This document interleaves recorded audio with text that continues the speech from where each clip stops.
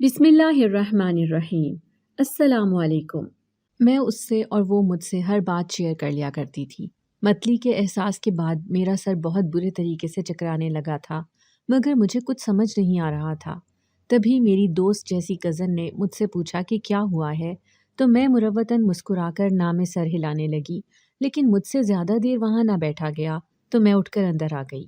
اب میری کزن بھی میرے لیے پریشان ہوتے ہوئے میرے پیچھے آئی اور کہنے لگی کہ آخر تمہیں ہوا کیا ہے، تمہاری طبیعت تو ٹھیک ہے۔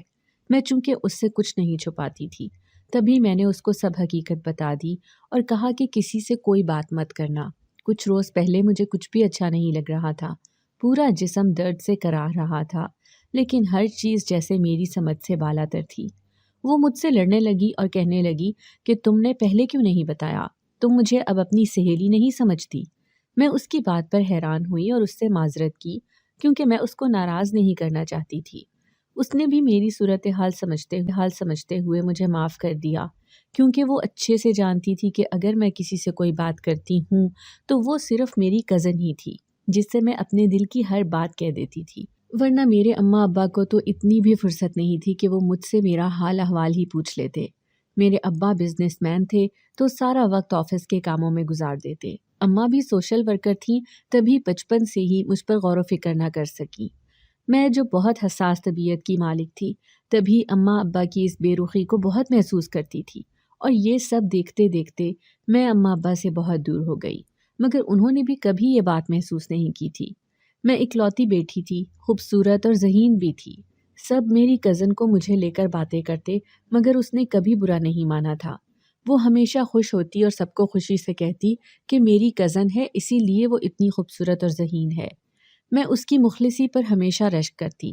ابھی بھی وہ میرے پاس بیٹھی مجھ سے ساری بات پوچھ رہی تھی جب میں نے اس کو بتایا کہ پچھلے 2 دن سے ایسی ہی حالت ہے۔ میں اس کو سب بتانا چاہتی تھی، مگر مجھ میں ہمت ہی نہیں ہوئی۔ وہ کچھ سوچنے لگی اور پھر کہنے لگی کہ تمہارے ساتھ کچھ غلط تو نہیں ہوا، مطلب کوئی یونیورسٹی میں کسی نے تمہارے ساتھ کچھ غلط تو نہیں کیا؟ میں اس کی بات پر تڑپ اٹھی اور اس کو ڈپٹ دیا کہ خدا نہ کرے کبھی ایسا ہو، مگر وہ ابھی بھی سنجیدہ ہی تھی۔ تبھی وہ کہنے لگی کہ اچھا، کل میں تمہارے لیے یونیورسٹی سے آتے ہوئے کچھ لے کر آؤں گی، پھر ہی مجھے علم ہوگا، کیونکہ تمہاری جو حالت ہے وہ تو کچھ اور ہی بتا رہی ہے۔ میں نے ساری رات اپنی کزن کی باتوں کو سوچتے ہوئے گزار دی۔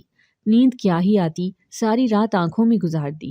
اگلی صبح یونیورسٹی کے لیے تیار ہو رہی تھی جب پھر سے سر چکرانے لگا، مگر میں نے خود کو سنبھالا اور پھر سے تیاری جاری رکھی اور تیار ہو کر یونیورسٹی چلی گئی۔ مجھے چھوڑنے ہمارے چچا کا بیٹا جاتا تھا، آج بھی وہی چھوڑنے جا رہا تھا، اور ہر دفعہ کی طرح آج بھی میں اس سے کترا رہی تھی۔ اور یہ بات میری کزن بہت اچھے سے جانتی تھی کہ میں اس کے بھائی سے کتراتی ہوں، مگر اس نے آج تک اس بات کا برا نہیں منایا تھا۔ وہ یہی کہتی تھی کہ جو تمہیں بہتر لگتا ہے وہی کیا کرو۔ آج بھی افتخار نے میرے لیے گاڑی کا اگلا دروازہ کھولا، مگر میں پیچھے بیٹھ گئی اور سدرا آگے بیٹھ گئی۔ میں اپنے کزن کے چہرے کے زاویے بہت اچھے سے دیکھ رہی تھی، جو ایک دم غصے سے تن گئے تھے۔ میرے چچا کا بیٹا افتخار ایک لوفر انسان تھا۔ ماں باپ کے بے جا لاڈ پیار نے اس کو بگاڑ دیا تھا۔ وہ ہر وقت اپنا حلیہ غنڈوں جیسا بنا کر رکھتا، مگر چچا اور چچی کو اپنے بیٹے پر بہت فخر تھا، لیکن مجھے اور سدرا کو افتخار سے سخت نفرت تھی۔ افتخار بار بار مجھے سامنے لگے شیشے سے دیکھ رہا تھا۔ مجھے اس کے دیکھنے پر بہت الجھن محسوس ہو رہی تھی اور ساتھ ہی ساتھ غصہ بھی آ رہا تھا۔ یہ اس کا نیا طریقہ تھا مجھے ہراساں کرنے کا۔ ہمارے معاشرے میں لوگ لڑکیوں کو باہر بھیجنے سے ڈرتے ہیں۔ لڑکیاں بھی باہر کے لڑکوں کو باہر سے ہی ہراساں کیا جائے۔ کبھی کبھار گھر میں آپ کو ہراساں کیا جاتا ہے۔ جتنا پردہ باہر کے مردوں سے ضروری ہے، اتنا ہی پردہ اپنے کزن سے بھی ضروری ہے۔ اس کو بھائی بنا کر یا اس کو بھائی کہہ کر ہم اسلام نہیں بدل سکتے۔ نامحرم ہی ہے، چاہے پھر وہ گھر پر ہو یا باہر۔ مگر اکثر اوقات لوگ یہ کہہ کر اس بات کو جھٹلا دیتے ہیں کہ چچا زاد یا ماموں زاد یا خالہ زاد یا پھپھو زاد تو گھر کے لڑکے ہیں، ان سے کیسا پردہ؟ مگر بچی ہو یا جوان لڑکی، انہیں چاہیے کہ جتنا پرہیز وہ باہر کرتی ہیں اتنا گھر میں بھی کریں۔ سورج بے شک روشنی دیتا ہے، مگر زیادہ تپش انسان کو ہلاک کر دیتی ہے۔ میں بھی افتخار سے خود کو ایسے ہی بچا بچا کر رکھتی تھی، اور یہی وجہ تھی کہ وہ مجھ سے ضد بازی لگاتا تھا۔ ہماری یونیورسٹی آئی تو میں اور سدرا اتر گئے اور میں اپنے دھیان میں آگے آگے چل رہی تھی، مگر جیسے ہی میں نے سدرا کو دیکھا تو وہ میرے ساتھ نہیں تھی، جبکہ وہ ابھی افتخار سے کچھ بات کر رہی تھی اور دیکھ میری طرف رہی تھی۔ افتخار کے چہرے پر عجیب سی مسکراہٹ تھی جس نے مجھے اندر تک ہلا دیا تھا۔ سدرا تھوڑی دیر بعد ہی میری طرف بھاگتے ہوئے آئی، مگر اس کا رنگ اڑا ہوا تھا۔ مجھے اسے ایسے دیکھ کر حیرانی ہوئی، مگر میں خاموش رہی، کیونکہ بغیر وجہ کے بات کرنے کی مجھے عادت نہیں تھی اور نہ ہی کسی کی پرسنل زندگی میں دخل اندازی کرنے کی کوئی خواہش تھی۔ خاموشی سے کلاس میں چلی گئی، مگر میرا دل کلاس میں بھی نہیں لگ رہا تھا اور بار بار کبھی متلی کا احساس ہوتا تو کبھی چکر آتے۔ میں تنگ آ کر باہر لان میں آ گئی اور وہاں چہل قدمی کرنے لگی۔ وہاں اور بھی بہت سی لڑکیاں موجود تھیں۔ ایک میرے ڈپارٹمنٹ کی لڑکی میرے پاس آئی اور مجھے کہنے لگی کہ چلو تمہیں سدرا بلا رہی ہے۔ میں جیسے ہی سدرا کے پاس گئی تو وہ کہنے لگی چلو ہمیں ہسپتال جانا ہے۔ میں حیران ہوئی اور اس سے پوچھا کہ کیا اس کی طبیعت ٹھیک ہے؟ تبھی وہ کہنے لگی کہ ہاں، ہم نے تمہارا چیک اپ کروانا ہے۔ میں بھی سدرا کے ساتھ چل پڑی۔ ہم دونوں چیک اپ کرنے لگی، لیکن ڈاکٹر کے چہرے پر مسکراہٹ دیکھ کر میں کافی حیران ہوئی۔ مجھے اندازہ نہیں ہوا کہ آخر ڈاکٹر کی مسکراہٹ کی وجہ کیا ہے، مگر میرا دل خوف سے کانپ رہا تھا۔ میں نے ڈاکٹر سے پوچھا کہ مجھے کیا ہوا ہے، تو وہ کہنے لگی کہ مبارک ہو، آپ حاملہ ہیں۔ خبر تھی یا سیسا پلائی جو میرے کانوں میں انڈیلا گیا تھا۔ میں حاملہ تھی، مگر یہ سب کیسے ہوا؟ مجھے تو کچھ بھی یاد نہیں تھا۔ میرے لیے یہ بہت بڑی بات تھی۔ سدرا بھی حیرانگی سے میری طرف دیکھ رہی تھی۔ مجھے اس کا چہرہ دیکھ کر ایسا لگا جیسے آج میں نے اپنی دوست جیسی کزن کو کھو دیا ہے۔ وہ بھی اتنی بڑی خبر سن کر مجھ سے نفرت کرنے لگے گی۔ میں نے ڈاکٹر سے ایک مرتبہ پھر پوچھا کہ کیا آپ سچ کہہ رہی ہیں؟ تو ڈاکٹر کہنے لگی کہ ہاں، بالکل سچ کہہ رہی ہوں۔ میرے تو رونگٹے کھڑے تھے، دماغ سائیں سائیں کرنے لگا تھا۔ یہ سب کیا تھا اور کیسے ہوا میرے ساتھ؟ میں حاملہ تھی، نہیں جانتی تھی بچہ کس کا ہے کیونکہ میں پاک دامن تھی۔ مجھے کچھ بھی یاد نہیں تھا۔ میں آنسو بہا رہی تھی جب میری کزن میرے پاس آئی اور مجھے حوصلہ دینے لگی۔ یہ میری سوچ کے عین برعکس تھا۔ میں اس کے ساتھ لگی پھوٹ پھوٹ کر رو دی اور اس کو اپنی صفائی پیش کرنے لگی کہ میں نے کچھ نہیں کیا، سب کچھ نہ جانے کیسے ہو گیا۔ وہ میری بات مان گئی اور کہنے لگی کہ مجھے تم پر یقین ہے، ہم اس کا کوئی حل نکالتے ہیں۔ میں سدرا کے ساتھ گھر آئی تو ایک اور نئی مصیبت میرا انتظار کر رہی تھی۔ ابا کے جاننے والے نہ جانے کون سے بزنس مین تھے جو میرا رشتہ لیے میرے گھر میں موجود تھے۔ اماں تو مجھے دیکھتے ہی نہال ہو گئی تھی۔ میرا رشتہ طے ہو چکا تھا۔ اتنا پڑھے لکھے ہونے کے بعد بھی میرا کسی نے نہ سوچا اور نہ ہی کسی نے مجھ سے پوچھنے کی زحمت کی۔ میری شادی کی تیاریاں عروج پر تھیں۔ میں یہ شادی نہیں کرنا چاہتی تھی۔ اماں جب مجھ سے وجہ پوچھتی تو میں کہہ کر ٹال دیتی کہ مجھے وہاں شادی نہیں کرنی۔ میری ضد کی وجہ سے اماں نے وہاں رشتے سے انکار کر دیا۔ ایک روز رات کے وقت میں روتے ہوئے سدرا کے کمرے میں گئی تو اندر سے کسی اور کی بھی آواز آ رہی تھی۔ میں وہاں سے واپس نہ آئی کیونکہ سب جانتے تھے کہ میں اور سدرا بہت گہرے دوست تھے۔ تبھی میں نے دروازہ ہلکا سا کھٹکھٹایا۔ میری کھٹاک سے اندر بالکل خاموشی چھا گئی۔ ماحول میں سکوت سا طاری ہو گیا۔ سدرا نے جیسے ہی دروازہ کھولا تو سامنے اس کا بھائی بھی موجود تھا۔ مجھے حیرت ہوئی کہ رات کے اس پہر افتخار وہاں کیا کر رہا تھا، لیکن اس سے پہلے کہ میں سدرا سے کچھ کہتی، سدرا نے افتخار کو 2 باتیں سنا کر وہاں سے بھیج دیا اور کہنے لگی کہ آج کے بعد اس وقت مجھ سے بات کرنے مت آنا۔ افتخار کچھ رنگین مزاج کا تھا، تبھی کوئی بھی اسے پسند نہیں کرتا تھا، جبکہ چھوٹے چاچو کا بیٹا بھی افتخار کا ہم عمر تھا، اسلم، بہت سلجھا ہوا لڑکا تھا۔ وہ کسی سے بات نہیں کرتا تھا اور بس اپنے آپ میں مگن رہتا تھا۔ میں جلدی سے سدرا کے کمرے میں چلی گئی۔ وہ مجھے دیکھ کر حیران رہ گئی اور گھبرا کر پوچھنے لگی کہ کیا ہوا ہے؟ ایسے روئی ہوئی کہ اب کچھ کرنا ہوگا۔ میں اماں کو زیادہ دیر تک نہیں روک سکتی کہ وہ میری شادی نہ کریں، اور نہ ہی میں شادی کر سکتی ہوں کسی سے۔ وہ تو جان جائے گا کہ میں حاملہ رہ چکی ہوں۔ میں پھوٹ پھوٹ کر رونے لگی اور سدرا کو مدد طلب نظروں سے دیکھنے لگی۔ اس نے مجھے گلے سے لگایا اور کہنے لگی کہ میں نے اس کا حل نکال لیا ہے، ہم کل میڈیکل سٹور سے جا کر اس کی دوائی لے کر آئیں گے۔ میں کافی حیران ہوئی کہ سدرا کو کیسے پتا کہ اس سب کی دوائی بھی ہوتی ہے، مگر اس وقت دماغ کچھ بھی سوچنے پر راضی نہیں تھا۔ اگلے ہی روز میں میڈیکل سٹور سے حمل ضائع کرنے کی دوائی لے آئی۔ اماں میرے لیے پھر سے رشتہ دیکھ رہی تھی، اس لیے چھپ کر حمل ضائع کرنے کی دوا کھا لی۔ حمل ضائع ہونے کے بعد کچھ تکلیف کم ہوئی، ذہن ادھر ادھر ہوا تو آگے کی سوچنے کی فکر کرنے لگی۔ सिद्रा मेरे लिए रोज़ रात का खाना ले आती और मैं खाकर सो जाती। कई महीने ऐसे ही गुजर गए। घर पर फिर मेरे रिश्ते की बात चलना शुरू हो गई। मैं तो अब तंग आ गई थी कि आखिर क्यों सब मेरे ही रिश्ते के पीछे पड़े हैं। मैं अक्सर अम्मा को भी कह देती कि मुझे शादी जैसी मुसीबत अपने गले नहीं डालनी, मगर मेरी अम्मा इतनी मॉडर्न होकर भी एक ही बात कहती कि शादी मुसीबत नहीं है, ये तो अल्लाह का अनमोल तोहफा है जो इंसान को दिया गया है। अल्लाह के नज़दीक ये रिश्ता सबसे प्यारा है, मगर लोगों ने न जाने क्यों इस रिश्ते को अजाब और मुसीबत समझ लिया है। अम्मा ने कुछ वक्त के लिए मेरे लिए रिश्ता देखना छोड़ दिया। मुझे भी जैसे कुछ सुकून हो गया था। मुझे लगने लगा था जैसे कभी मेरी शादी नहीं होगी। जैसे कबूतर बिल्ली को देखकर आंखें बंद कर लेता है और सोचता है कि बिल्ली उसे कुछ नहीं कहेगी, बिल्कुल वैसे ही मैंने भी अपनी आंखें बंद कर ली थी। लेकिन कुछ वक्त के बाद मैं दोबारा हामला हो गई। ऐसा 3 बार हुआ। मैं 3 बच्चे ज़ाय कर चुकी थी, लेकिन मुझे कभी समझ नहीं आ रही थी कि आखिर मेरे साथ ये कैसे हो रहा है और कब हो रहा है। मैं तो हर चीज़ से अनजान थी। रात के वक्त सो जाती थी और जब सुबह उठती तो हालत ख़राब हुई होती थी। लेकिन कौन उस वक्त? अब मैं ज़हनी मरीज़ बन रही थी। मेरी आंखों के नीचे हल्के पड़ चुके थे। सारा सारा दिन मैं कमरे में बंद रहती, कहीं आना जाना छोड़ दिया था। मुझे ऐसे लगता था कि अगर मैं कमरे से बाहर निकली तो फिर से हामला हो जाऊंगी। इस सब में अगर किसी ने मेरा साथ नहीं छोड़ा था तो वो सिद्रा थी, मेरी बेहतरीन दोस्त, जिस पर मैं आंखें बंद करके यकीन करती थी, जिसको मैं सब कुछ बताती थी। वक्त के साथ साथ मेरे अब्बा ने मुझसे हर ताल्लुक ख़त्म कर लिया था।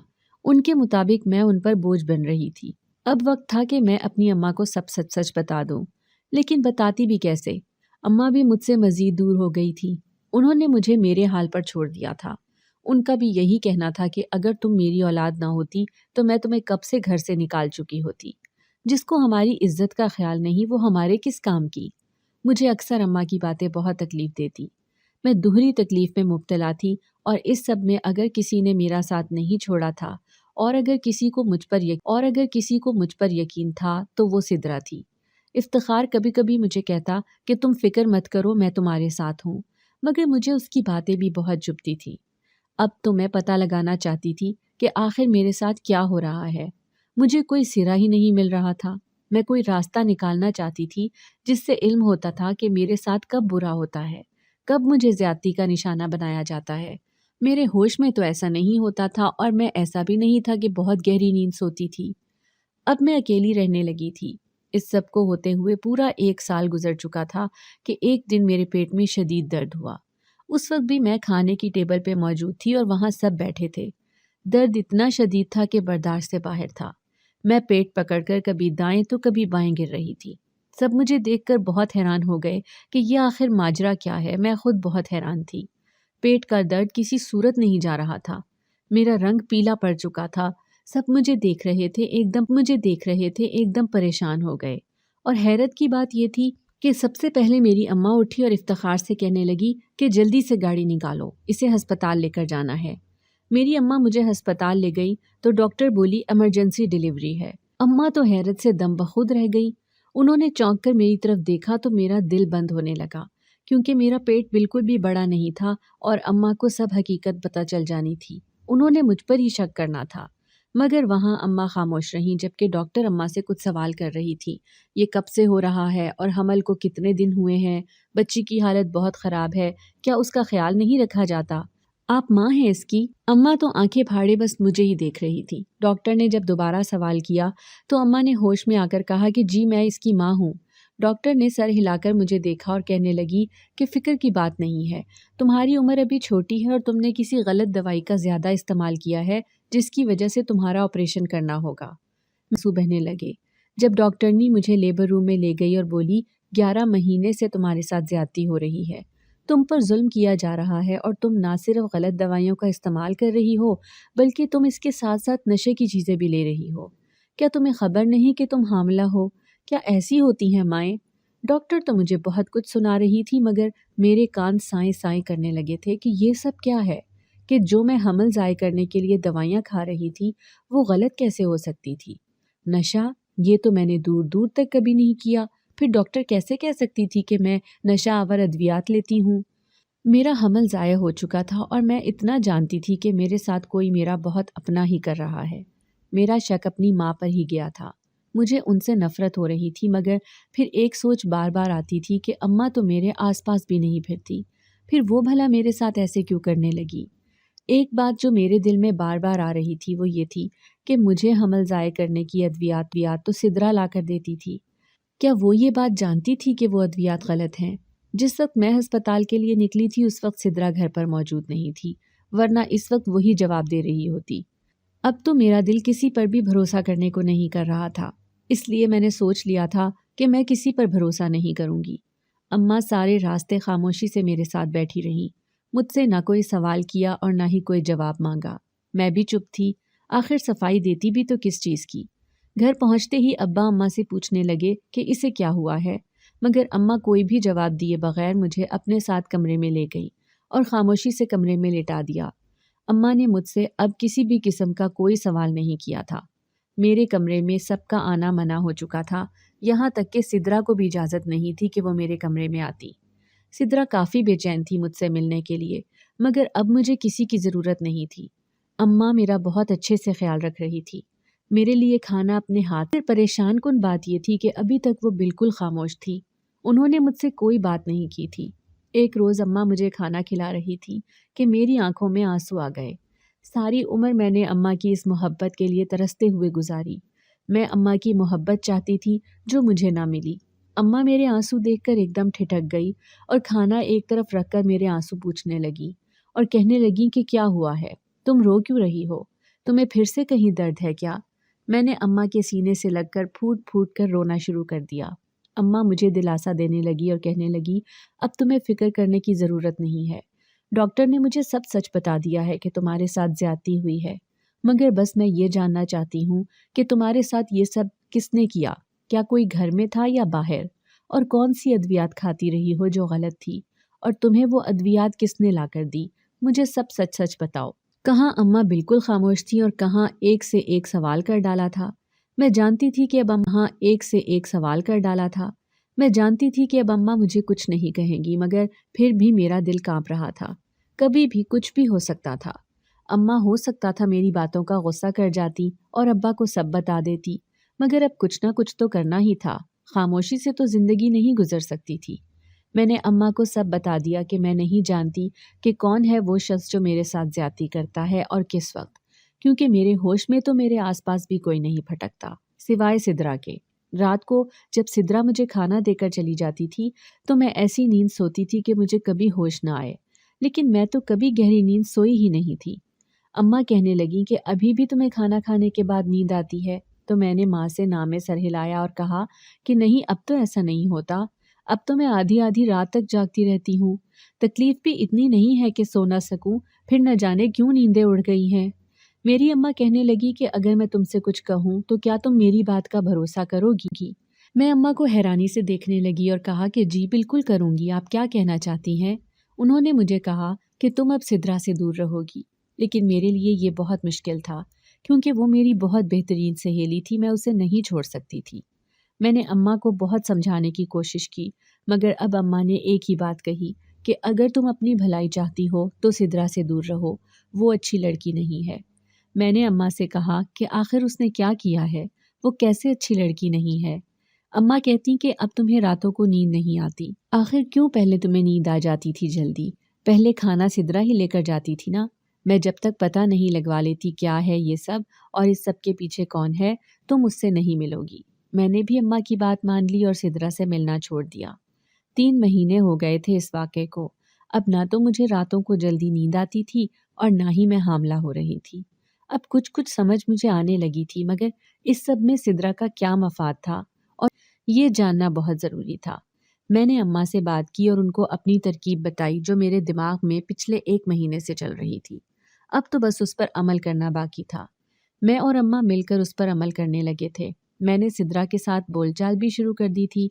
सिदरा अब फिर से मेरे लिए खाना लाती, मगर अब मैं उसका दिया हुआ खाना नहीं खाती थी और एक तरफ रख देती थी या छुपा देती थी, और उसको अब यही जाहिर करवाती कि मैंने खाना खा लिया है। एक रोज़ मैं सिदरा के कमरे के पास से गुजर रही थी जब मैंने उसके कमरे से आवाज़ सुनी। वो किसी को कह रही थी कि मुझे ऐसे लग रहा है जैसे दवाई का असर ज़्यादा नहीं हो रहा, इसलिए हमें अब दवाई ज़्यादा डालनी होगी। उसका इतना कहना था कि मैं सब कहानी समझ गई। अब तो बस इस बात का पता लगाना था कि आखिर उसके साथ कौन मिला हुआ है। मैं एक रात अम्मा के साथ मिलकर बहाना लगाया कि मैंने सिद्रा का दिया हुआ खाना खा लिया है और अब मुझे नींद आ रही है। मैंने सोने का नाटक किया, तभी आहिस्तगी से किसी ने दरवाज़ा खोला और मैं पहले से ही अपनी अम्मा को सब आगाह कर चुकी थी और उनको समझा दिया था कि उन्हें आगे क्या करना है। दरवाज़ा खुलने पर एक दफ़ा मेरे रोंगटे खड़े हो गए। मेरा जिस्म कांपने लगा, मगर मैं सोने का नाटक करती रही। कमरे में पहले सिद्रा की आवाज़ गूंजने लगी और फिर जिस शख्स की आवाज़ आई, मुझे अपनी समात पर यकीन नहीं हुआ। मुझे ऐसा लगा जो मैंने आवाज़ सुनी है वो झूठ है। ये सब एक डरावना ख्वाब है, इसके अलावा कुछ नहीं। मेरे अपने ही घर में मुझ पर नकब लगाया जाता रहा था और मुझे इस चीज़ का अंदाज़ा ही ना हुआ। ये सब मेरे साथ कौन कर सकता है? अक्सर औक़ात हमें जो नज़र आता है वैसा कुछ नहीं होता और जो होता है वैसा नज़र नहीं आता। ये दुनिया महज एक धोखा है, इसके अलावा कुछ नहीं। नज़र का धोखा, सोच का धोखा। वो आवाज़ किसी और की नहीं बल्कि असलम की थी। मैं हमेशा इफ्तिखार पर शक करती थी, मगर धोखेबाज तो असलम निकला था, जो अपने मासूम चेहरे के पीछे न जाने कितना घटिया चेहरा छुपा के फिर रहा था। जिसको मैं अच्छा समझती थी, वही दरअसल मेरी ज़िंदगी ख़राब कर चुका था। मेरी सहेली जैसी कज़न सिद्रा ने भी मेरी ज़िंदगी के साथ इतना बड़ा खिलवाड़ किया। असलम मेरे करीब आया और मेरे चेहरे से चादर हटा दी। अभी वो कुछ करता कि अचानक से दरवाज़ा धाड़ से खुला और मेरे पूरे घर वाले कमरे में दाखिल हो गए। तभी मैंने भी अपनी आंखें खोल ली। असलम तो मुझे जागता हुआ देखकर दंग रह गया। सिद्रा और असलम का पूरा वजूद काँप रहा था। मैं अपनी जगह से उठी और सिद्रा के पास गई और उसके चेहरे पर जन्नाटेदार थप्पड़ रसीद कर दिया, ताकि उसको एहसास हो जो उसने किया है बहुत गलत था। उसने मेरा भरोसा ही नहीं तोड़ा, बल्कि मेरी 7 पुश्तों का भरोसा तोड़ दिया था। और ये काम वो बहुत आसानी से कर रही थी, बग़ैर ये जाने कि अल्लाह की लाठी बेआवाज़ है और जब वो चलती है तो किसी की आवाज़ नहीं निकलती। सिद्रा ने तो सोच रखा था कि शायद वो कुछ भी करती रहेगी, यहाँ किसी को क्या पता चलेगा, मगर इस सब के पीछे उसका मकसद क्या था वो भी मुझे जानना था। उसको तो मैंने कुछ ना कहा, उसके लिए तो घर के बाकी अफराद ही काफ़ी थे, मगर सिद्रा को मैं उसके अंजाम तक पहुंचाना चाहती थी। तभी मैंने उसको इतना मारा, मगर उसने कुछ ना कहा। मैंने उससे पूछा कि उसने ऐसा क्यों किया मेरे साथ, ये सब करने की क्या वजह थी। तभी सिद्रा ने जो हकीकत बताई वो सुनकर मेरे पैरों तले से ज़मीन निकल गई। सिद्रा ने कहा कि तुम इतनी खूबसूरत थी, इतनी ज़हीन थी, सब तुम्हारी तारीफ़ें करते थे और मुझसे ये सब बर्दाश्त नहीं होता था। यहाँ तक कि मेरी अम्मा भी मुझे बातें सुना जाया करती थी। वक्त के साथ साथ ये जलन हसद में बदल गई और मैं तुमसे इतना हसद करने लगी कि तुम्हें बदनाम करके मुझे सुकून मिल रहा था। मगर जब तब भी मेरे दिल को सुकून ना मिला तो मैंने तुम्हें नशावर दवाइयाँ खिलाना शुरू कर दी, ताकि सब लोग तुम्हें बुरा भला कहना शुरू कर दें कि तुम तो नशा करती हो, तुम बिगड़ी हुई हो। तुम्हारा शुक्रपन और तुम्हारी अच्छाई मुझे एक आंख नहीं भाती थी। तभी इफ्तिखार तो पहले से ही बदनाम था, हर एक का शक उसी पर जाता। तभी मैंने अंदाज़ा लगाया कि असलम तो तुम पर कभी कभार नज़र रखे हुए होता है। एक रोज़ मैंने उसको अपने भरोसे में लिया और उसे सारा कुछ समझा दिया। असलम को भी तुम चाहिए थी। हम दोनों ने मिलकर एक प्लान बना लिया।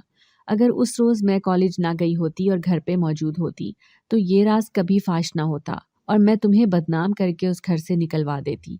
तुम्हें तो मुझ पर आंखें बंद करके भरोसा था, तभी मैं ये सब बहुत आसानी से करती जा रही थी। काश तुम्हें इल्म ना होता। सिद्रा की बातें सुनकर मेरा दिल बंद होने लगा था। मेरी जान लबों पर आ गई थी। मैं सोच भी नहीं सकती थी कि कोई मेरे साथ इतना बड़ा खेल खेल सकता था। अभी मैं कुछ कहती कि तभी इफ्तिखार आगे बढ़ा और सिद्रा के मुंह पर थप्पड़ मार दिया और कहने लगा कि मैं शुक्र अदा करता हूँ कि मैं तुम जैसा नेक इंसान नहीं हूँ, बिगड़ा हुआ हूँ। अगर नेक तुम दोनों जैसे होते हैं तो मुझे नफरत है नेक इंसानों से। अब्बा ने दोनों को पुलिस के हवाले किया। अब घर में फिर से मेरे रिश्ते की बात होने लगी थी, मगर तभी चचा हमारे कमरे में आया और आकर कहने लगे कि इफ्तिखार हमारी बच्ची से शादी करेगा। मुझे तो यकीन ना आया, मगर इफ्तिखार ने हकीकत में मुझसे शादी कर ली। आज मैं अपनी ज़िंदगी में खुश और पुरसुकून हूँ। मेरे 2 बच्चे हैं। मैं और इफ्तिखार अपने दोनों बच्चों को बेतहाशा प्यार, मोहब्बत और वक्त देते हैं। इफ्तिखार बेशक बिगड़ा हुआ था, मगर शादी के बाद मेरी उम्मीद से ज़्यादा वो अच्छा हो गया था। वो सुलझ चुका था, अपने बच्चों के लिए मेहनत मजदूरी भी करता था। मेरे लिए वो दिन भर काम करता था, मुझे अपनी आंखों का तारा बनाकर रखा हुआ था। अपने हाथ का छाला बनाकर रखा हुआ था। हम अक्सर औकात बुरों को ये कहकर छोड़ देते हैं कि ये तो बुरा है, मगर कभी कभार वो ज़्यादा अच्छा होकर हमें ये बता देता है कि हर बुरा इंसान ताउम्र बुरा नहीं रहता। अगर आपको हमारी आज की कहानी पसंद आई है तो वीडियो को लाइक कीजिए, और अगर आप ऐसी ही दिलचस्प कहानियाँ सुनना पसंद करते हैं तो हमारे चैनल को सब्सक्राइब कीजिए। मिलते हैं कल एक नई दिल को छू जाने वाली कहानी के साथ।